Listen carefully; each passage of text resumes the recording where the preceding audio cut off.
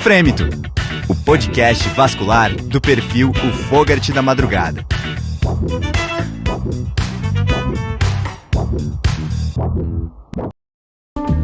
Bem-vindos de volta ao Frêmito, o podcast vascular do perfil Fogart da Madrugada. Este é o episódio especial JVB, Escolha do Editor. Nestes episódios mensais, nós discutimos junto com um dos autores um dos artigos de maior relevância recentemente publicados no Jornal Vascular Brasileiro da SPACV. Eu sou o Arthur Curtarelli e no time do Fogart da Madrugada estão aqui comigo o Luiz. Tudo bom, gente? Bem-vindos de volta. E o Fábio. Fala, pessoal, tudo bem? Vamos lá nessa. O artigo selecionado pela equipe científica foi publicado no volume 20 de 2021 do JVB, é um artigo super novo, pelos autores Ana Paula Pires Silva, Daniel Mendes Pinto, Vanessa Aline Miranda Vieira Milagres, Leonardo Ghisoni Bess, Júlio César Arantes Maciel, Caetano de Souza Lopes e tem como título Resultados do tratamento do refluxo de veias safenas com endolaser 1470 nanômetros e correlação com o grau de insuficiência venosa. Está aqui com a gente um dos autores, é a doutora Ana Paula Pires. Seja muito bem-vinda, Ana. Boa noite a todos, muito obrigada pelo convite, Arthur, Luiz e Fábio, é um prazer estar aqui com vocês. A Ana é mineira, né, Ana? Ana, conta um pouquinho aí da tua formação para a galera que está escutando. Isso, eu sou de Belo Horizonte, eu fiz a residência de cirurgia geral aqui em Belo Horizonte e a de vascular no Hospital do Felício Roxo. Depois que eu concluí a residência, eu entrei para o hospital e hoje trabalho no Hospital Felício Roxo e no consultório aqui em Belo Horizonte. Que massa! Ana, e esse artigo que vocês publicaram no JVB é produto de um time que é do Hospital Felício Roxo, né? Quais são os principais objetivos aqui do time em escrever e depois publicar o artigo? Isso. Nos últimos anos, as opções de tratamento e a tecnologia têm avançado cada vez mais para os pacientes com insuficiência venosa. Em nosso serviço, temos um centro de prevenção e cicatrização de feridas, onde atendemos pacientes com doença venosa avançada. E o objetivo do trabalho foi avaliar se nesses pacientes com graus avançados de doença, precisaríamos usar uma quantidade de energia laser maior para ter um tratamento eficaz. E quanto à metodologia, Ana, como é que vocês dividiram esse trabalho? Como é que foi o desenho? Foi realizada uma coorte retrospectiva dos pacientes com insuficiência venosa crônica tratados pela técnica do endolaser entre novembro de 2012 a março de 2020, então tendo aí um período de 8 anos. Nós temos um banco de dados de pacientes que fazemos para seguir os pacientes tratados com cirurgia de varizes. Então, os dados foram coletados desse banco de dados. A gente coletou dados clínicos, variáveis do tratamento e dados do pós-operatório. Os dados clínicos analisados foram sexo, idade e o grau de insuficiência venosa classificado pelo CEAP e pelo VCSS. Quanto às variáveis do tratamento, foram coletadas a quantidade de energia laser despendida, medida em joule por centímetros, né, que é o LID, qual o segmento venoso que foi tratado e o tipo de anestesia utilizado. E quanto às variáveis do pós-operatório, a gente avaliou a presença ou não de refluxo venoso ao Doppler ultrassom do segmento venoso tratado, as complicações pós-operatórias precoces e tardias e os sintomas principais dos pacientes, sendo que esses pacientes foram acompanhados por um período de 7 anos após a cirurgia. Ana, e só para complementar, assim, no serviço de vocês tem um volume muito grande? Como é que vocês fizeram essa captação dos pacientes? Temos, são todos pacientes da equipe, né? A equipe é composta por 8 cirurgiões vasculares como a gente tem o centro de cicatrização, acaba que a gente tem em média ali uns 400 atendimentos por mês. Claro que, né, não são todos os pacientes que foram submetidos, principalmente por endolaser, a maioria foi até submetida à cirurgia convencional, mas o fato de ter pacientes de toda a equipe facilitou para ter um N maior. Ana Paula, para quem não conhece, é um hospital privado ou um hospital do SUS? É um hospital privado, a gente tem os pacientes do SUS também, mas do SUS são só os pacientes que fazem hemodiálise e os pacientes pós-transplante. Então, acaba que o nosso contato mesmo com pacientes arteriais e os venosos são particulares, são de convênio e particular. Eu tô perguntando isso porque, assim, muitos dos ouvintes aqui da gente estão nos hospitais do SUS fazendo residência. Na maioria dos hospitais do SUS não estão disponíveis aí os métodos termoablativos. Então eu queria pedir para você agora contar pra gente e pros nossos ouvintes quais são os métodos termoablativos que a gente tem disponíveis na atualidade. Isso. As técnicas termoablativas, seja o endolaser ou radiofrequência, realmente tem um custo mais elevado e ainda não é a realidade para todos os pacientes. A maioria dos convênios não cobrem o valor e não são todos os pacientes que apresentam condições de arcar com os custos. Em nosso serviço, né, que é um hospital praticamente particular e de convênio, a maioria ainda não é submetida ao tratamento com técnica termoablativa. Acaba que isso é uma realidade dos Estados Unidos e de outros países, né? No Brasil ainda não é a maioria dos pacientes que recebem esse tipo de tratamento. A verdade é que quando a cirurgia é bem indicada, os pacientes apresentam ótimos resultados, seja com a cirurgia convencional, o stripping, ou a espuma, ou endolaser, radiofrequência, ou com associação de técnicas. O que eu falo é que primeiro a gente deve aprender a fazer uma boa cirurgia convencional para depois aprender as outras técnicas, né? Fazer o endolaser e não fazer uma boa cirurgia convencional é como se estivesse pulando etapas. É igual o laser transdérmico, não adianta saber fazer o laser transdérmico se você não for bom na escleroterapia. Então você precisa dos dois para chegar num bom resultado. É o mesmo pensamento também da cirurgia arterial. Não adianta aprender a fazer apenas a técnica endovascular sem ter um bom manejo ali da cirurgia aberta também, porque uma acaba dependendo da outra. Então eu acredito que um bom resultado depende principalmente de uma boa indicação da técnica. Com certeza. Ana, e quais que são as vantagens entre as técnicas ablativas em relação à técnica tradicional de safenectomia? Isso. Os métodos ablativos, eles são menos invasivos, né? E assim apresentam menos dor no pós-operatório. O paciente tem um retorno das atividades diárias de maneira mais rápida. Esteticamente apresentam um resultado melhor, pois evitam cicatrizes na região inguinal e na perna e apresentam menos hematomas. Além disso, possibilita a realização da cirurgia com anestesia local e sedação, que acaba permitindo o tratamento ambulatorial, além de evitar a neovascularização da crosta da safena. A gente tem, né, o endolaser e a radiofrequência. A diferença das duas técnicas é que no endolaser você calcula a densidade de energia endovenosa, o lead, que você quer entregar naquele paciente. Alguns pacientes você pode entregar mais ou menos energia na safena a ser tratada. Já na radiofrequência, o protocolo de realização segue um padrão de tração do catéter determinado pelo fabricante, o que torna mais fácil de reproduzir do que o endolaser. E até mesmo os estudos ficam mais fáceis porque acaba seguindo um padrão, né? Outra diferença é que na radiofrequência a tumescência é obrigatória, já no endolaser não é considerada obrigatória a sua realização pela descrição das técnicas. Em nosso serviço, a gente faz a tumescência em todos os pacientes, porém, durante o estudo, eu vi vários artigos em que a tumescência não era realizada na técnica do endolaser. E vocês têm a oportunidade de fazer radiofrequência também no hospital?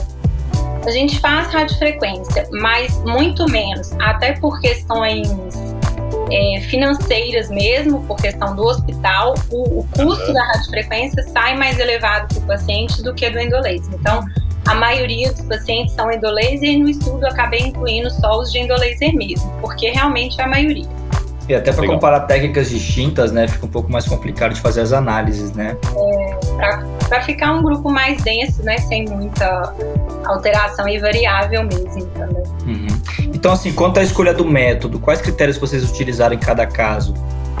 Isso, pacientes que precisavam retornar às suas atividades de maneira mais rápida e aqueles que apresentam uma demanda estética mais elevada e apresentavam um refluxo nas duas pernas, né, bilateralmente, a gente tinha uma tendência maior a indicar a técnica termoablativa. Porém, a gente só indicava o endolaser para aqueles pacientes que no ultrassom apresentavam a veia safena magna abaixo de 14, foi o nosso limite.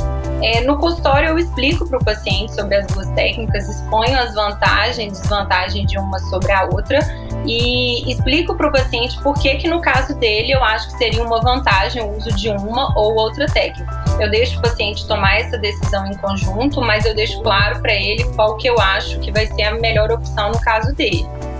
Então você chega assim, a oferecer as possibilidades de técnica e fica também a critério do próprio paciente a escolha, ou enfim, né? Até em termos financeiros também, né? Exato, porque como tem esse custo, né, vai ter paciente que vai falar, olha, realmente vai ficar oneroso para mim no momento. Então, eu exponho as vantagens de uma técnica sobre a outra, porque que no caso dele eu acho que seria melhor e mais benéfico, mas a gente toma essa decisão em conjunto. Cara, tirando o custo, só tem benefício, né? O cara começa a fazer a ablação, o cara não quer nunca mais ver a próstata dele. Bom, eu deixo isso claro para o paciente. Hoje a gente vê que a única desvantagem realmente é o custo. Tem pacientes alguns convênios que trabalham com reembolso, mas não são todos. Mas a gente sabe que o pós-operatório na técnica endolaser é muito superior, é bem mais tranquilo e a recuperação muito mais rápida. Então acaba que a desvantagem é só o custo mesmo. E vocês têm conseguido cobrar só a fibra ou fica muito mais caro comparativamente, assim? A gente consegue cobrar, no caso, só a fibra, porque tem um da equipe, né, o Dr. Daniel, ele tem o aparelho. Então, no caso, aí tem esse facilitador, Nossa, e a gente cobra realmente só o valor da fibra. Legal.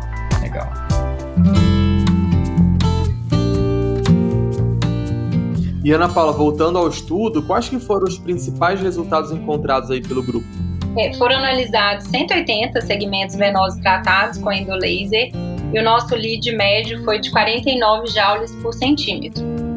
Não teve diferença nas taxas de oclusão venosa entre os grupos quando analisamos pela classificação VCSS, mas quando a gente analisou o grupo de pacientes com CEAP de C4 a C6, a gente observou uma taxa de oclusão menor em relação ao grupo CEAP C2 e C3.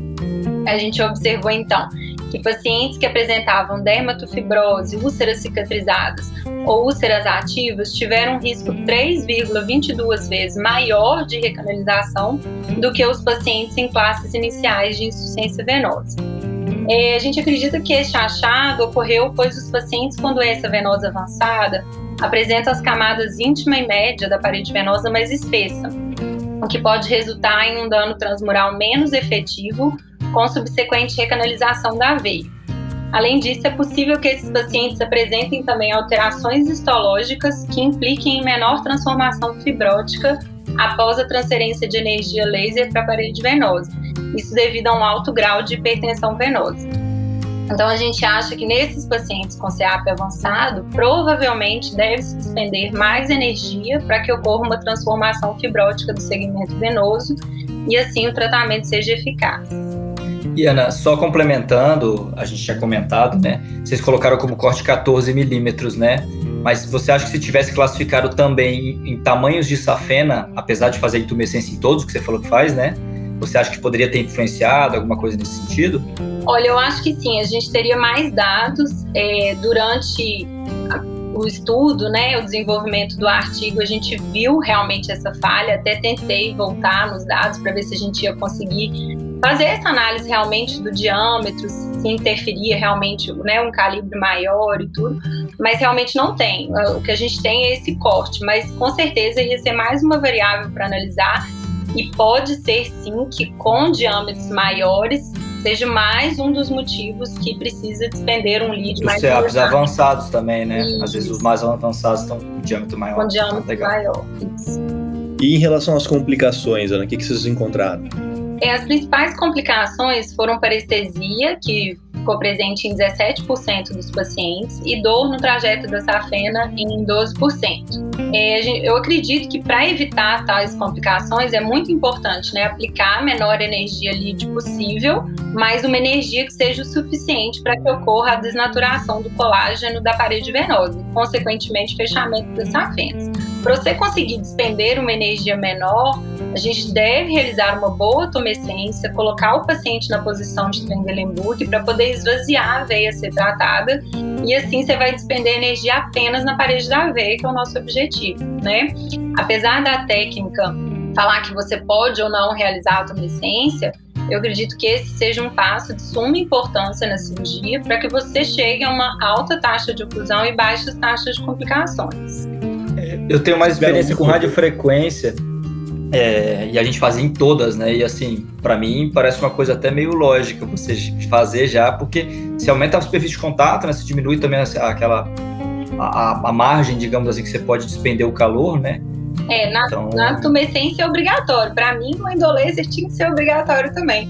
E até na cirurgia convencional, a gente faz a tumescência no trajeto da safena, na cirurgia de... legal. E o resultado é muito melhor. Questão de hematoma. Então, assim, melhora até na convencional. A gente tem um costume de fazer. E vocês fazem como, tecnicamente? Chilo, soro gelado? Você fala no endolaser. No laser mesmo, né?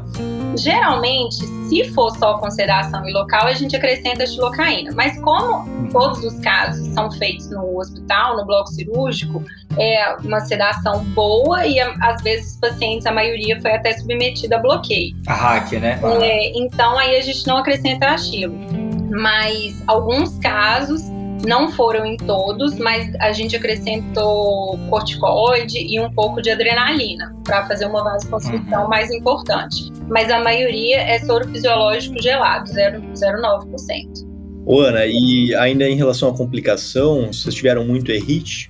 Não, foi baixo, foi um paciente que apresentou e mesmo assim foi iniciado a anticoagulação, ele evoluiu bem, não evoluiu para aqueles ERIT mais avançados, não, ficou bem na junção mesmo, acometendo ali 10%, 20% da femoral comum.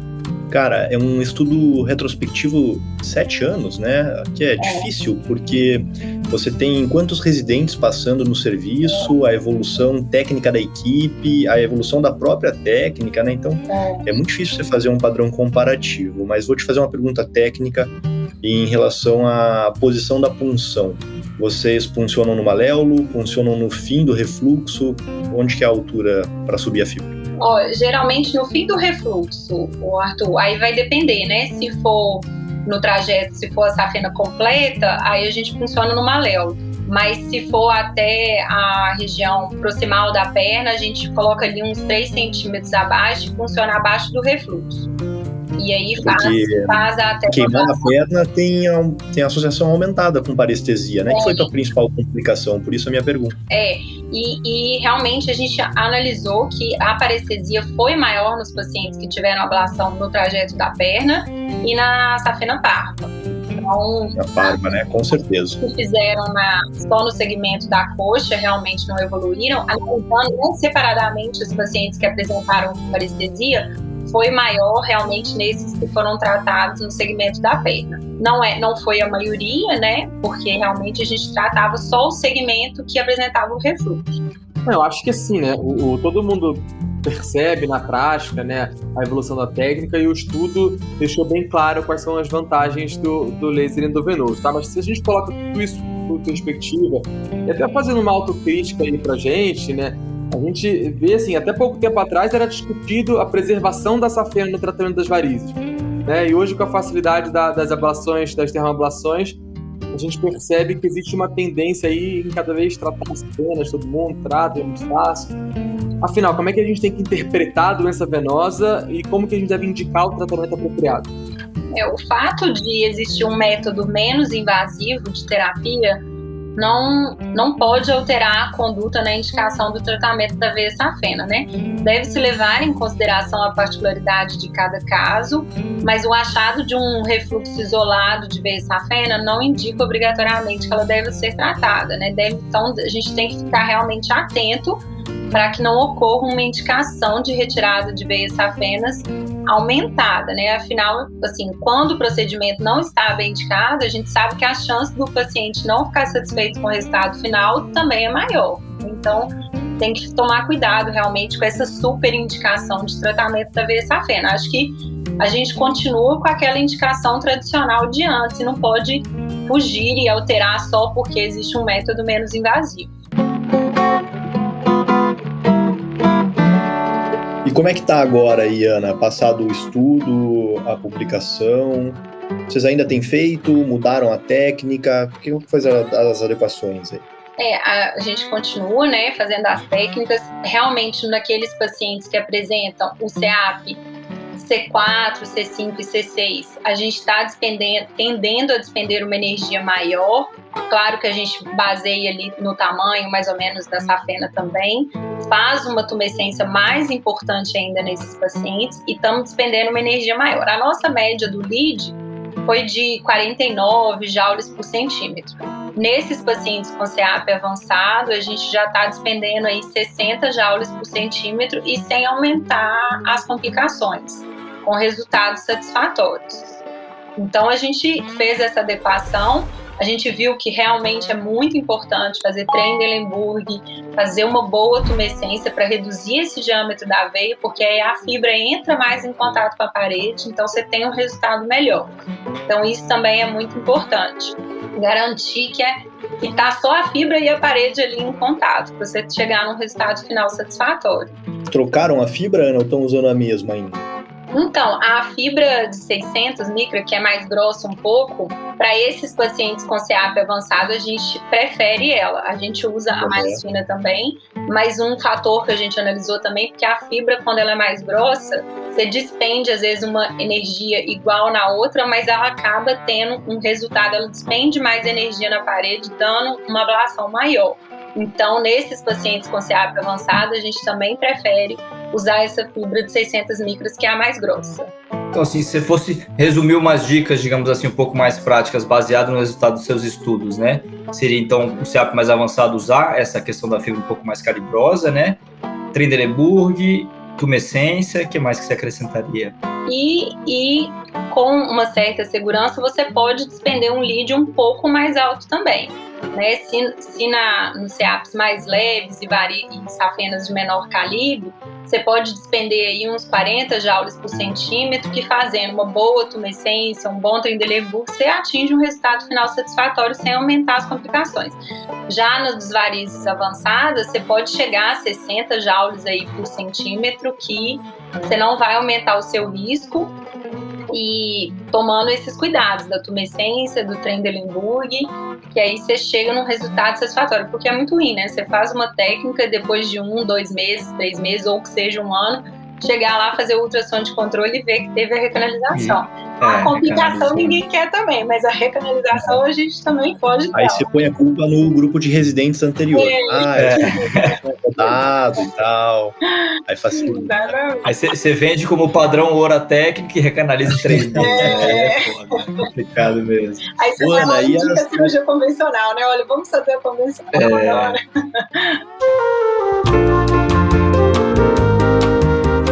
A terapia compressiva pós-ablação, qual que é a preferência de vocês em relação à compressão da meia elástica no pós? Usa atadura, não usa? Alguma terapia de compressão excêntrica? Hoje em dia, a gente está gostando mais de usar a meia própria compressiva do pós-operatório mesmo. Há 7, 8 anos atrás não era. A gente usava, era faixa mesmo no pós-operatório e no dia seguinte meia compressiva tradicional. Hoje, a tendência maior, a gente usa realmente 35 milímetros de mercúrio. Isso. A de alta compressão. É a minha preferência também. E facilita muito pro paciente. Facilita. O paciente gosta, não suja a meia dele. Porque o paciente, a verdade é que o paciente tem a preguiça de tirar e pôr a meia também, né? Então, colocando ali, fica aí uma semana, 10 dias, o paciente já fica mais satisfeito também. Eu estou muito ansioso pela chegada da cola no Brasil, né? Eu sempre falo isso quando a gente começa a discutir, porque você, pelo menos o que mostram os artigos lá de fora, é que você vai conseguir chegar no mesmo resultado e tirando tudo que é chato da técnica ablativa aqui. É fazer a tumescência, é usar energia, é causar dor no paciente, então vai facilitar ainda mais o tratamento. Tomara que seja realmente um resultado duradouro, né? Efetivo. Tem aqueles casos de rejeição ainda aí, né, que estão saindo também, mas uma coisa que é menos invasiva é muito mais rápida, né? Isso aí eu acho que... Rejeição, seduz, né?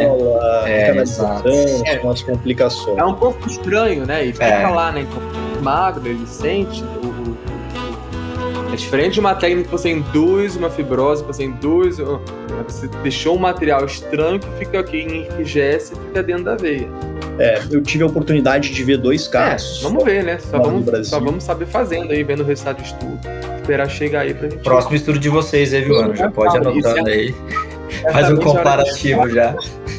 Podia baixar o preço pra mim também.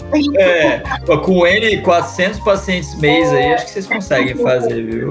Não, 400 mês a gente vai demorar pra ter, mas assim que for liberado do Brasil, a gente vai trazer alguém aqui no prêmio pra conversar sobre com isso. certeza. Todo mundo tem, inclusive eu. O Fábio vai ser o que mais vai usar, a gente chama ele pra falar.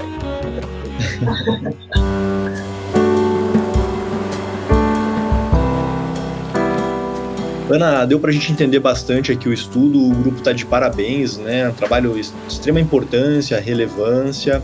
Espero que contribua ainda mais para que todos os serviços do Brasil que ainda não façam as técnicas ablativas, para a gente continuar aprimorando aí a assistência aos pacientes. Eu queria agora, que a gente está chegando no fim do podcast, que você deixasse uma mensagem final, em especial para a turma que está na residência médica ainda. O que você diria aí para a galera que está em formação? Isso. A mensagem final que eu queria deixar é que esses estudos e pesquisas são muito importantes para o aprimoramento das técnicas, melhora dos resultados e reduzir os índices de complicações. Eu acho muito importante esse incentivo de pesquisas iniciar já desde o início da residência, e isso envolve os preceptores em estimular a participação dos residentes tanto nas pesquisas quanto nos congressos. Este artigo, por exemplo, eu comecei a colher os dados no meu primeiro ano de residência na vascular, e ele foi concluído após 2 anos do fim da minha residência. Mas até ele ser concluído, alguns dados foram apresentados em congressos, o que acabou me ajudando muito, porque os avaliadores dos trabalhos acabam dando dicas e comentários que ajudam no andamento do estudo. É muito gratificante ter esse reconhecimento, foram alguns prêmios em congressos, virou um artigo no Jornal Vascular Brasileiro, e hoje me trouxe aqui para essa conversa com o Fremito com muita alegria. Bom, vou concluir por aqui. Eu agradeço novamente pelo convite e agradeço a todos os ouvintes por estarem até agora aqui com a gente. Um grande abraço. Obrigado a você, Ana. Parabéns para a turma do Hospital Felício Roxo pelo artigo. E esse mês a gente teve a felicidade de saber que o número de citações no JVB aumentou exponencialmente, né? O Dr.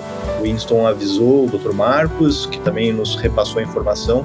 Então, a gente está muito feliz de poder auxiliar o JVB a ganhar cada vez mais espaço. Chega ao fim mais um episódio especial JVB, escolha do editor, do Fremito, o podcast vascular do Fogat da Madrugada. Não deixe de participar dos eventos da SBACV, que vão voltar a ser presenciais em 2022, e também de ler o JVB. Você pode acessar a revista pelo site jvascbras.org ou por sbacv.org.br e clicar no link da revista. Faz um print screen da tela, compartilha a gente onde você está escutando o Fremito Podcast. Se você não segue o Fremito ainda, não tem por que não seguir. Então clica aí, segue o Fremito Podcast. E compartilha também as suas cirurgias usando o catéter Fogat lá no nosso perfil no Instagram. A gente se encontra no próximo episódio. Até mais. Fremito, o podcast vascular do perfil O Fogat da Madrugada.